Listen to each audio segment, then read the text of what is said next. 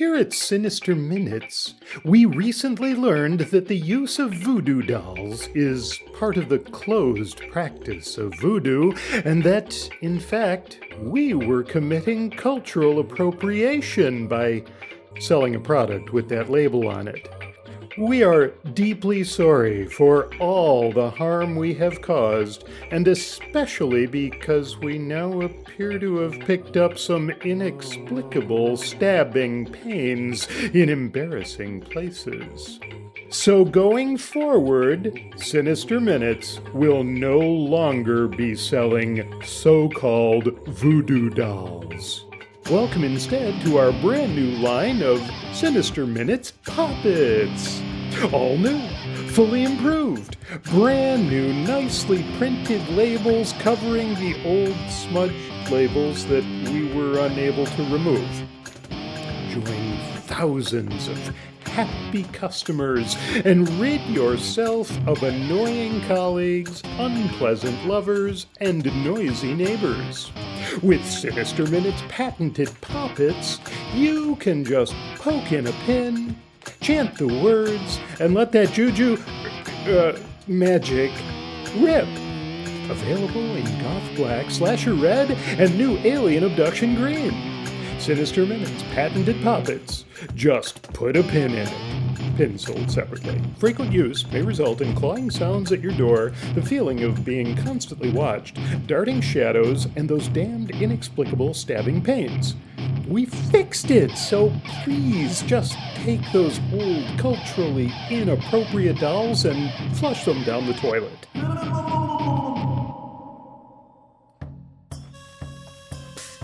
Got a minute or two? We have a way to make it not okay. Welcome to Sinister Minutes. I'm your host, writer and storyteller Kurt Homan. Next to me is the master of macabre musical musings, the maestro of mood, Tim Parker. Together, let us take you on a journey into the dark heart of disturbing. Sinister Minutes. It's not okay.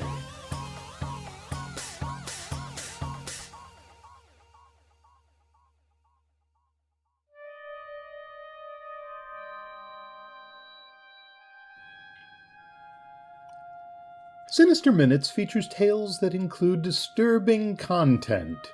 That's intentional because, like the podcast itself, the creators here at Sinister Minutes are really not okay.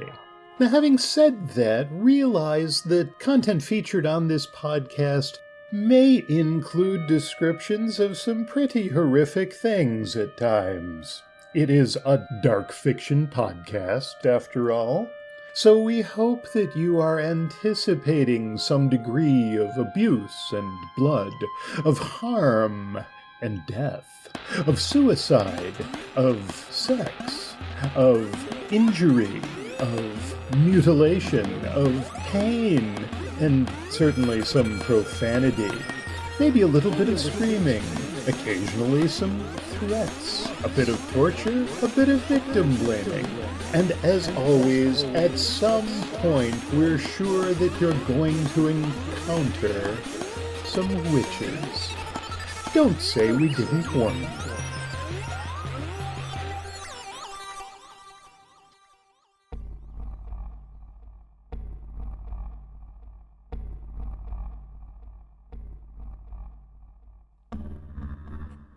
Welcome to Sinister Minutes Season 2, Episode 2. Some of you may have been with us now for an entire year, and we can't tell you how much that means to us. Others, if you're joining us for the first time today, it is so good to have you here. We would love to have you go back and give a listen to the last year's worth of episodes. Let us enrich your life by just allowing your Sinister Minutes crew to entertain you. Your life will never be the same. Today, we'll be sharing a story called Close to the Bone. There's a bit of everything here. Witchcraft, conjuring demons, desecration of the dead, murder, revenge, and the wonderful world of maceration. When conjuring a demon based on an ancient set of notes, it might be worth questioning what happened to the person who wrote those notes. Speaking of writing, want to reach out and let us know what you think of us? I mean, you could take the approach of throwing rotten vegetables, but there's not as many of those available in the springtime, so instead, why not look for Sinister Minutes on Blue Sky or YouTube or Facebook, or drop us an email? Speaking of which, do you have an original short story of your own? Something you'd like to hear on a future Sinister Minutes episode? Go ahead.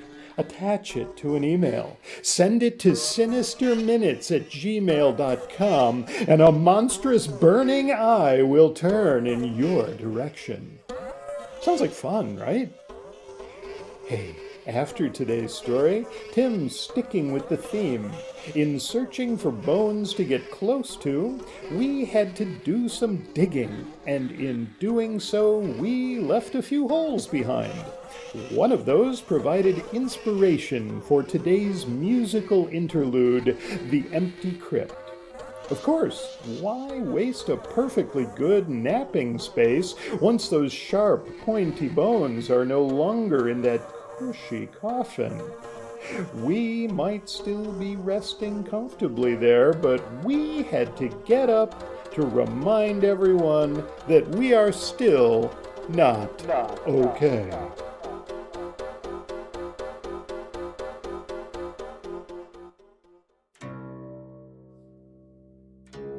Close to the Bone, written and narrated by Kurt Homan.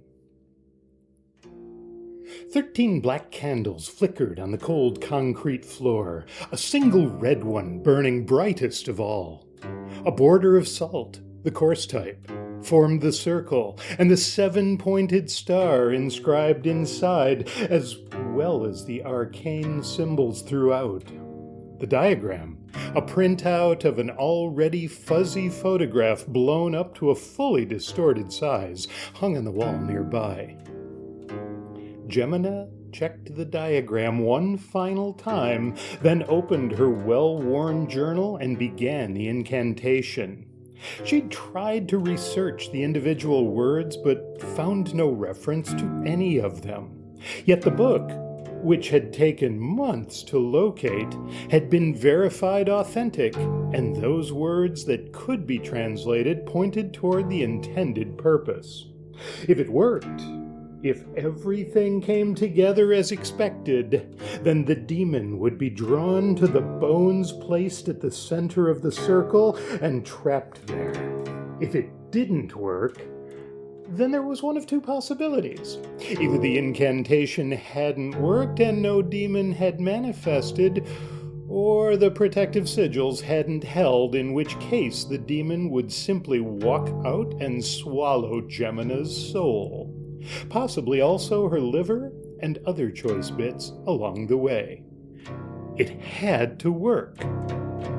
As she spoke the last word of the incantation, Gemina sprinkled sulfur powder over the red candle.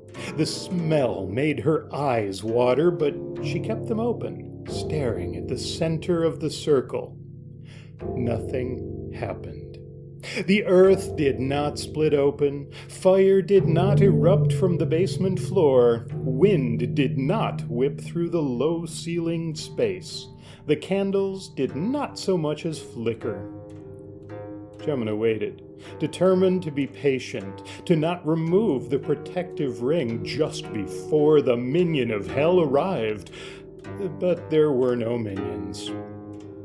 She shook her head and rose to her feet, legs radiating pins and needles from sitting on cold concrete for too long.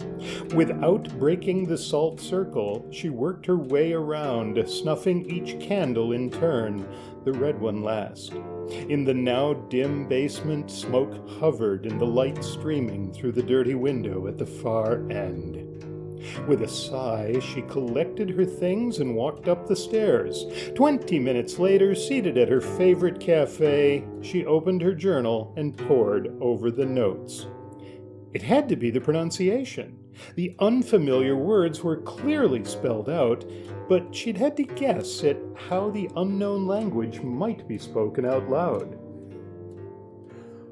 "Things do not always work the way you think they will," said a voice behind her. She turned, expecting some dull-looking patron trying to entice her toward some sad notion of a romantic encounter. Instead, the person standing there seemed radiant, with long dark curls framing a lovely androgynous face. A black blazer hung neatly over a maroon t-shirt and faded jeans. "So here I am." The visitor, eyes so dark they appeared black, slid into the chair opposite hers and set down a cup of steaming liquid. "Why have you called me?" "What? Who are you?" "You conjured me. I assume you had some purpose in mind?" Gemina stared, realization battling with common sense for control of her mind. "But you're supposed to be... You're not... I don't..." "My dear, were you expecting a hideous horned creature with sharp teeth and wicked claws? Am I supposed to be trapped forever in a circle that you drew on your basement floor with dollar store salt, inhaling brimstone dregs and ready to do your bidding? Oh my, that image is an old one. But the bones, they're right here." They opened their coat and reached inside, extracting several familiar skeletal pieces. "Already grabbed them." They held the small skull inches from their face. "Decent work. Was this your first effort?" So the whole salt circle thing is utter bullshit. I don't know where that rumor started, but salt has less effect on me than it does you. I don't have to worry about my blood pressure." They slid the bones back into the inner pocket. "Anyway, I smiled at the pretty design, stepped over the scary salt, grabbed the bones, and followed you here. You still haven't told me what you wanted to talk to me about, but I hope it's nothing huge because, honestly, opossum bones really don't buy a lot of demonic favors." Gemina glared, the stench from the bucket she'd used to clean the carcass over the past weeks forever locked in her memories. "I went through hell getting those prepped." "Ha ha, telling a demon that you went through hell doesn't earn you many points either, especially given it was a creature you picked up as roadkill." "I thought my efforts counted for something. I had to skin it and gut it and..." They held up a hand. "I'm familiar with the process, and you did well for a first-timer. So what else do you want from me? Wealth, love, power?" They yawned, revealing perfect white teeth, none of them sharpened to deadly points. "Sorry, late night. Anyway, revenge? Wisdom?" "Yes." Gemina wasn't sure about this person across from her who claimed to be a demon, but she was willing to play it out and see where things landed. "Which one?" "Whatever I can get. I'm losing my immortal soul, right? So I need to make this worthwhile." The demon's laughter filled her ears. Gemina looked around, surprised not to see heads turning. No one in the cafe so much as glanced toward their table. "What's so funny?" she asked. "Your immortal soul," replied the demon. "What a hoot! As if that had any value to me." "Wait, what? My soul has no value?" "Maybe to you, not to me. My dear, did you seriously think I was planning to drag you to the fiery pits of hell when you died? Isn't that how this works? Do you know how long I've been around? A lot longer than your idea of hell, that's for certain." The demon leaned in close enough for her to smell their breath. Coffee, without a single hint of brimstone. Here's the deal. I fancy collecting bones. It's something of a hobby, and while I do already have some opossum pieces, I also quite enjoy meddling in human affairs, so, well, I appreciate your efforts here. Assuming it's something small, what would you ask of me in return? Her mind raced. What she thought she'd been offering, her soul, might have covered the cost of what she intended to request. A handful of bones was worth, in the demon's own words, something small. But she had to ask for something. Uh, can you? God, this is gonna sound weird.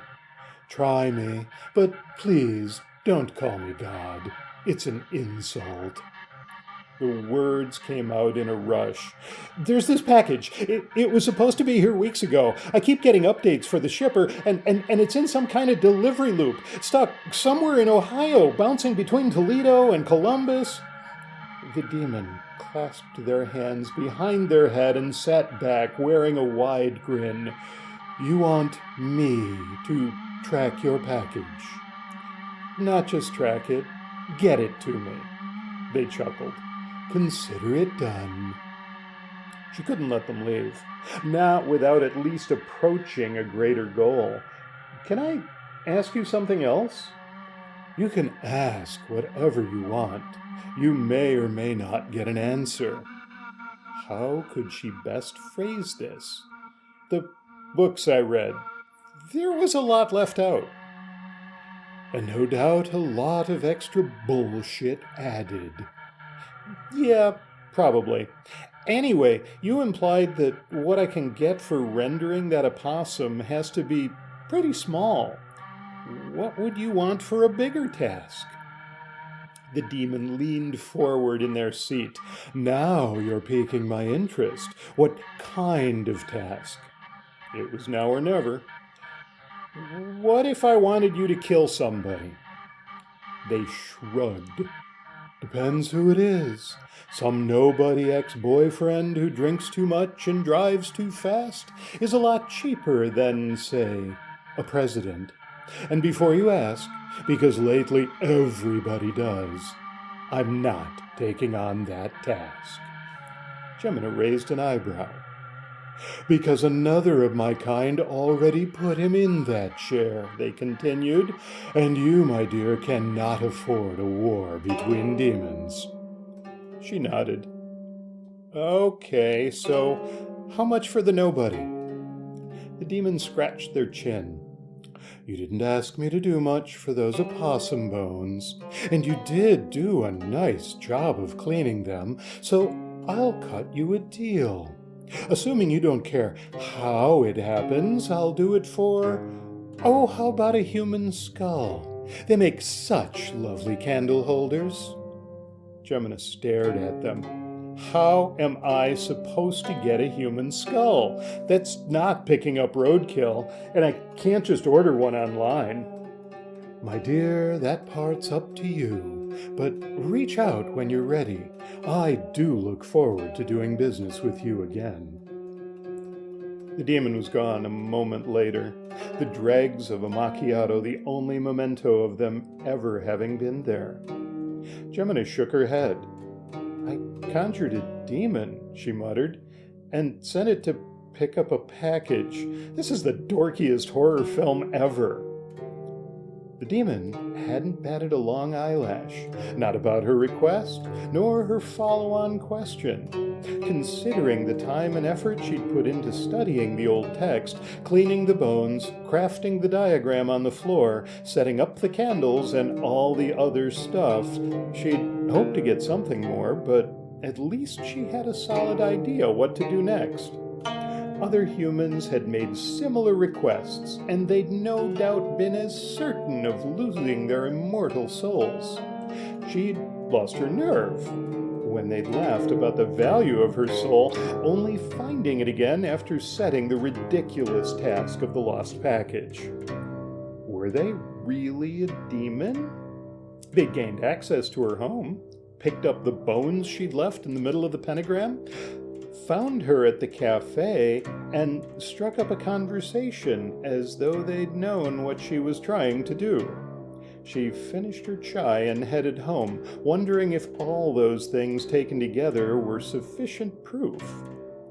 When she reached her house, she stared at the box sitting on her front step, then slowly approached.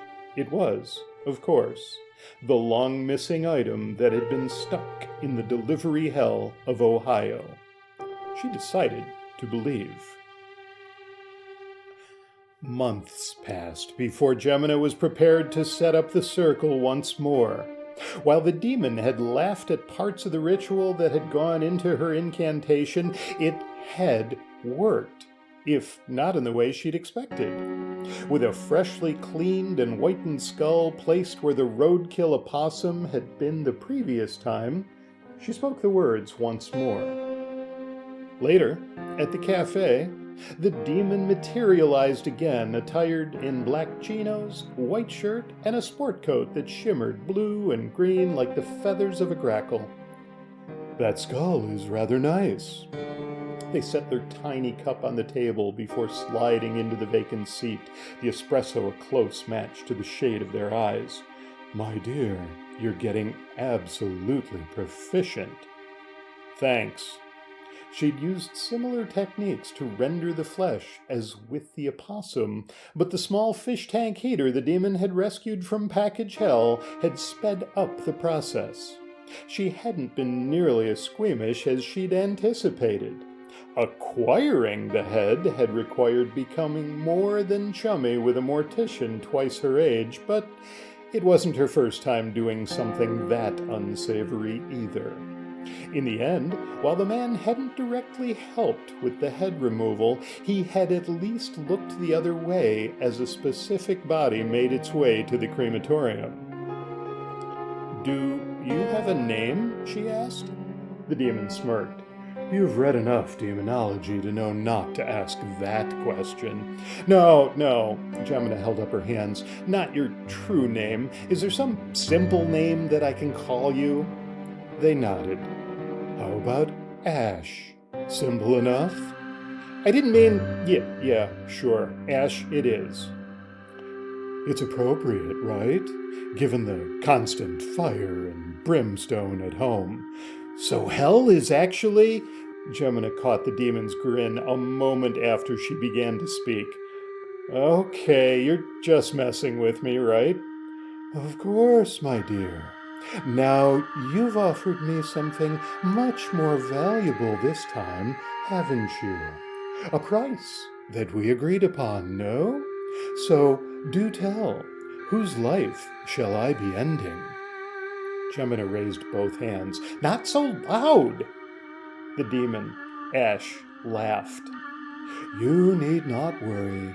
No one else here can understand a word that comes from my lips." They leaned forward, index finger extended. "You, however, might want to practice discretion." "Mira Youngblood." She whispered the name. "Finally!" Ash leaned back and took a sip from their cup. "A real task, one fit for a demon. I was half afraid after the package delivery that you were going to butcher another opossum and ask me to do your taxes." I get it." Gemina shuddered at what she'd set in motion, then sat tall in resolve. "So, when will you do it?" "Would you like to watch?" Ash waggled their eyebrows. Gemina shook her head. "No, I want to be far away." She scanned the room. "Someplace where there's other people around." "Ah, establishing an alibi." Ash gave a thoughtful nod. "Good thinking." "Right, so whenever you do it, I just want to know beforehand." "I will certainly give you sufficient notice to, say, get to this cafe and order some foo-foo coffee drink that will be memorable to the barista. Or, if the mood strikes you, to tell me you've changed your mind." "I won't do that." Gemina sipped her coffee without tasting it. She'd done it. She'd made a bargain with the demon. taken out a contract to end a life. Not that her Aunt Mira didn't deserve it.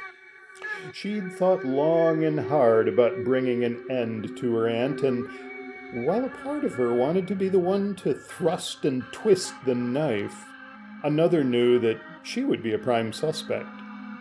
Even if a jury eventually exonerated her, reliving everything in a courtroom was not a journey she wanted to take. Conjuring a demon to do the wet work had been a long shot, but one she'd felt worth exploring. An even longer shot formed the basis of her next query. Because of that, she hesitated to bring it up. "You have something else on your mind, my dear?" Ash sipped their espresso. "I do. It's about a possible future service." Ash sat back and crossed their legs at the ankle. "I so look forward to the surprises you bring me. By all means, ask away." "Can you bring somebody back from the dead?" It was the first time that Ash had looked anything but relaxed and confident. They sat forward, all knees and elbows. "That's not a good idea." "But is it possible?" "Maybe." Ash pursed their lips. "It depends." "On what?" "For one thing, on how long they've been dead." "A few minutes?" "Absolutely." "Hours? Days?" "Trickier, but doable. Every day they remain dead means more for them to unpack when they draw breath again, and more of their physical body rendered useless. After a week, it's impossible. Everything's too far gone." Gemma swirled her cup, watching the tiny vortex in the brown liquid. She'd suspected it was far too late, almost a year. But she'd needed to ask. Tamara was dead and gone. Only if the demon wasn't lying, and her own immortal soul wasn't dragged off to a fiery pit upon her own death, might she see her sister again. She sighed, and then a different possibility came into her mind. She stared at her cup, considered her options, then brought her gaze back to Ash. "So, more than a day, less than a week. What's your price?" Ash stretched their hands out in front, staring at their black lacquered fingernails. "A human bone. Any bone will do. But this one must come from a very specific sort of person." "What kind?" "One who's been executed posthumously." "Say what?" Gemina shook her head. "That doesn't even make any sense." Ash regained the composure they lost when the topic had been raised. "My dear, read a bit of history. A couple years after Oliver Cromwell's death, his body was exhumed and hung from the Tyburn tree." "That was 400 years ago." She stared open-mouthed. "Not quite that long, but I'm impressed. You at least know that much. Okay, more recently, there was that Rasputin fellow. A year after his first execution, the mob dug him up and killed him again."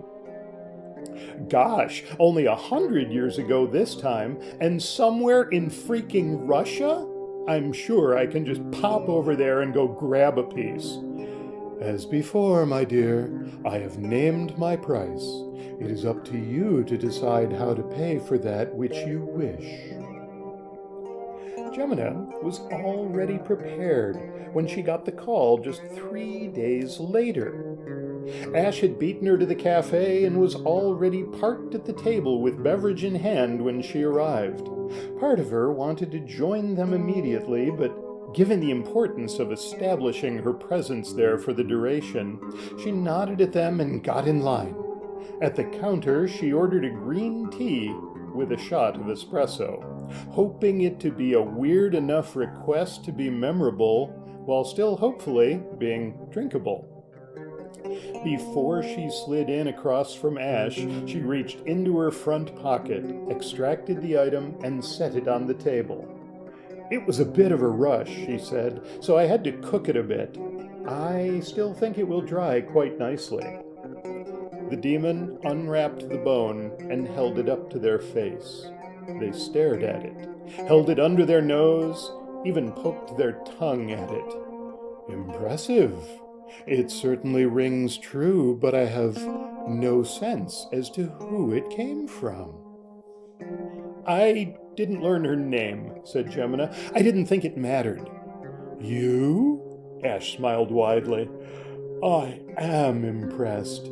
Did you also kill her the first time?" "She was quite dead. She trailed off. Ash sniffed the bone a second time before slipping it away into an inner pocket. "You strangled a corpse. My dear, you are a wily one." She nodded, trying to blot the memory from her mind. She'd been able to separate herself from the act of decapitating the man to provide the previous payment, but this had felt more personal. The unknown woman's face had come back to her in her dreams, almost as horrifying as the face of the mortician asleep in her bed. "Nicely done, my dear," Ash nodded. "Others might have tried to steal bits of Cromwell or Rasputin, but at this point their real bones are rarer than pieces of the true cross. With this approach, you were certain you'd have a token that worked. So before we get down to the business of today, who will I be resurrecting?" "The same person you're killing today, Mira Youngblood. I thought you might have guessed that." "I did suspect it. Are you willing to share why you want this to happen?" Gemina hadn't intended to delve into her story, but recent changes to her plans had left her with the realization that it would creep out eventually. Better to tear away the bandage. "My folks were killed in a car crash when I was 12. My twin sister and I went to live with Aunt Mira. She used us. Did some awful things. Encouraged others to as well." "So, retribution for you both?" "It's too late for Tamara. She couldn't live with it anymore." "Ah, you'd hope to bring back your sister, yes?" They shook their head. "But what now? Seeing your aunt dead isn't enough?" "By tonight, everyone will know she's gone. Tomorrow, with her vile threats to disinherit me removed at last, all the details of her life, especially about what she did to both of us, will be made public. I suspect her funeral will be interesting."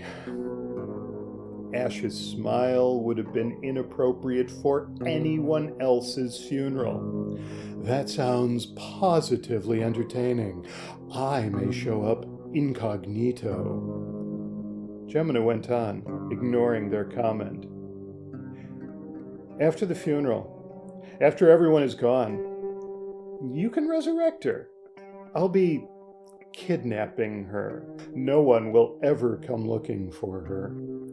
Ash bounced in their seat, positively giddy. "Will you be tormenting her?"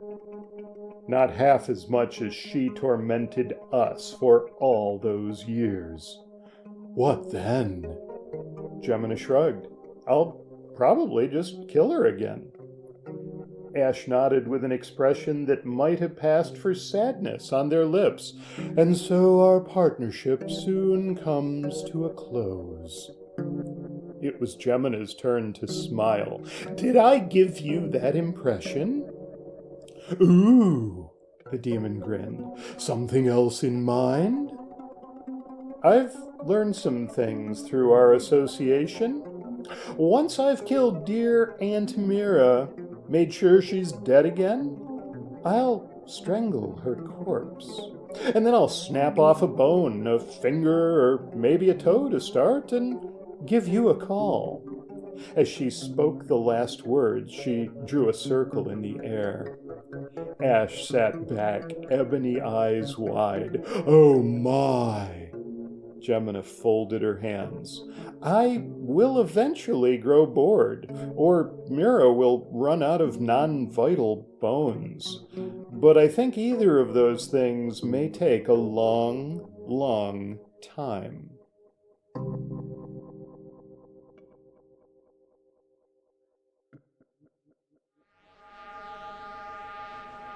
The Empty Crypt, composed and performed by Tim Parker.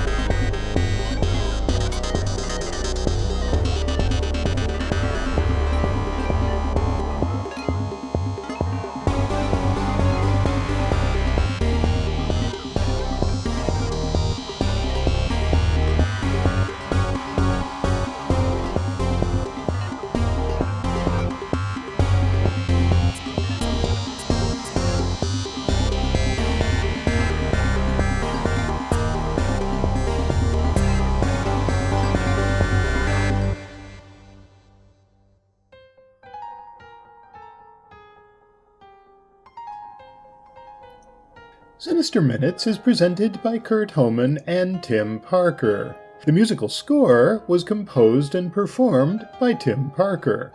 Our production team consists of Kurt Homan and Tim Parker. On behalf of everyone here at the Sinister Minutes podcast, namely Kurt Homan and Tim Parker, we thank you for listening, for joining us as we explore all the ways in which we are not okay. This audio program is copyright by Kurt Homan and Tim Parker under a Creative Commons Attribution, Non-Commercial, No Derivatives license.